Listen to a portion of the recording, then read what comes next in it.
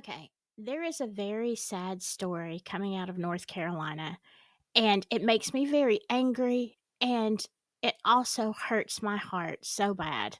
A pastor was found deceased in the back of his church, but there is a lot more to this story. And while I can be very harsh on cases like this, there is also an element that I want to talk to you at the end of this video and maybe just encourage you to find a way out. This comes from the Roy's Report. Okay, this has been a crazy story coming out of Waxhaw, North Carolina. We're talking about Wayman Jordan Sr. And now he was the head pastor at the Greater Blessed Hope Baptist Church, and he was 79 years old. Okay, this kind of surprises me, his age. He's been preaching for decades, and people described him as kind of a pillar of the community type of guy. I mean, he was ordained in 1972, started preaching, and then founded his own church in 2000. So everybody thinks that he is a really solid guy. But about 2 weeks ago, on March 6th, things started taking a dark turn. The Union County Sheriff's Office arrested him, and not for something small. They charged him with 4 counts of statutory against a child. Yeah, 4 counts. That's the kind of accusation that makes your stomach drop. Well, he was arrested, taken to jail, and given a $200,000 bond. Now, I don't know if that was a cash bond, if he just had to pay the 10%, whatever. He comes up with the cash to get out. Now, you would think after getting out of jail, he would kind of just stay out of the public eye. But unfortunately, 10 days later, he goes missing and he is found deceased. Now, according to the sheriff's office, they do not suspect foul play. It was pretty easy to tell what had happened. The weapon was there with him. And at this point, they're not looking for any other suspects or anything like that. They do believe it was, I guess, self induced, although they're not saying that. So, after decades of building this reputation in the community, he finds himself in a position that really he's not going to get out of, especially at 79. I'm sure the alternatives were probably something he couldn't live with. But we're going to get back to the crime because you can't feel sorry for this guy.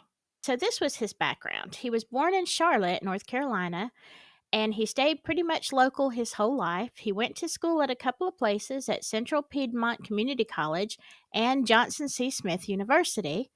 And then he branched out to Luther Rice College and Seminary in Georgia.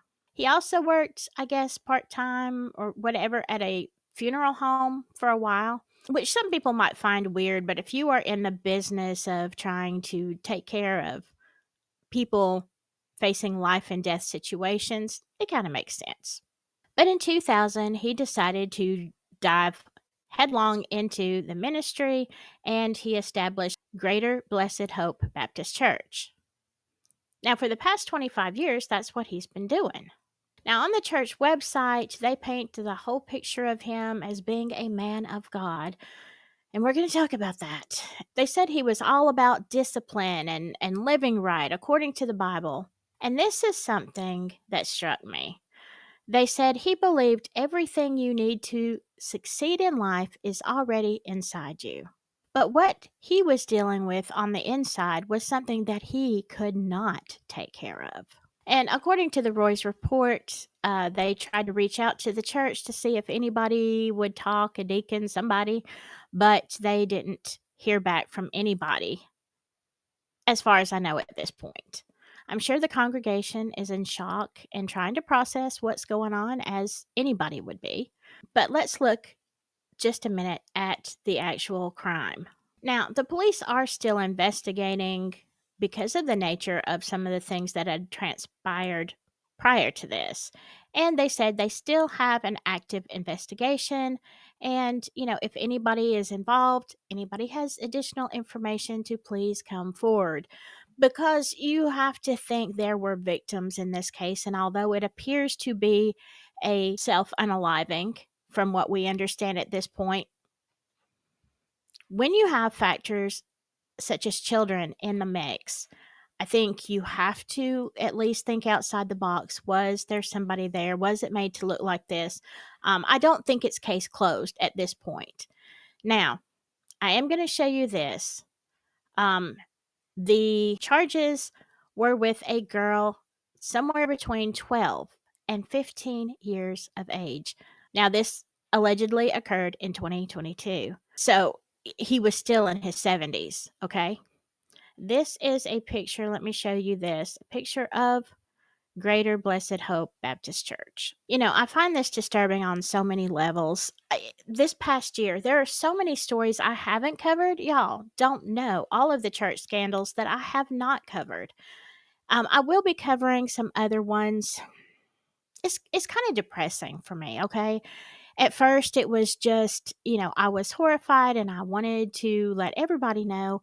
And now, as the cases pile up, I have just been heartbroken. All right. Let me start by saying there is no excuse, none, none, none. Did you get that? No excuse for what this pastor did. Would he ever have been able to recover from that? I don't think so. As he shouldn't have. He should never have been able to pastor again. Y'all know my thoughts on this situation. But this is what bothers me. It seems to me that in my life, the more harsh that somebody is about living right and following the Bible, and I'm not saying that that's not what we're supposed to do. It is. But it seems to me that the people that are so legalistic in this area are the ones who have these kind of problems, who you later find out, even if it's not public, even if it's a quiet scandal. And I've seen a lot of those too. It's kind of hush hush. It didn't make the news, but everybody in the church and the neighbors, the word gets around. I just feel like the harder you are on people in judgment, the more likely that you have got a secret sin. Now, that is just my observation. Certainly, that doesn't apply to everybody. And, so here's where I'm coming from. Nobody knows. You think that your pastor or your youth leader or whatever is just wonderful, wonderful man of God. Well, that's what these people thought too for many years. But here's the thing, you don't know what's in their heart. You have no idea what kind of demons they are fighting inside their head. And as we see so many of these things come out, I have to think, is there a way for someone to be open and honest about their struggles without losing everything? Okay. If you are a minister or in leadership in any way and you are having, it's one thing to have temptations. Yes, we all have them. But when you act on that, that's where it all goes to the point of no return. I feel like that sometimes we, as people, the congregation, we can't accept that there is something wrong or that the pastor might have some big, big problems and they have to keep up this facade. I feel like we don't give them enough space to be human. I'm not saying to commit crimes, okay? That's not what I'm saying. That is unacceptable. And most especially crimes against children. But I feel like that they have to keep up a certain standard or else, we start beating them over the head with the scriptures. I feel like because what we're seeing is happening every day. Like, y'all, there are news reports literally, if not every day, every week from somewhere around the country where some minister has done something horrific. And a lot of it has to do with children. It's like an epidemic. So I guess what I'm saying to you is if you are a leader and in your heart and soul, you have some major problems, look, don't let it get to this point. There is help. There is hope, especially if you haven't committed a crime yet.